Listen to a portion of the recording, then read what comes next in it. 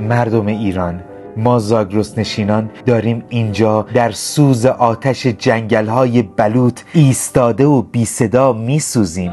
بدانید 40,000 هکتار از زاگرس ایران همین چند روز به خاک سیاه نشسته و ما همچنان این گونه داریم می جنگیم. اینجا این بود و حالا این شده. اینجا را ببینید و اینجا و این روبایی که به بچه خرس‌های مادر مرده شیر می‌دهد تا شاید زودتر صدایی به گوش کسی برسد. اگر فقط یک بار به زاگرس سفر کرده ای، اگر ایرانی هستی، فقط ایرانی بودن کافی نیست. کاری کنید، 10 ثانیه زمان بگذارید برای نجات زاگرس و کارزار نجات زاگرس را امضا کنید. برای خاطر این جوان رشیدی که دیروز سوخت.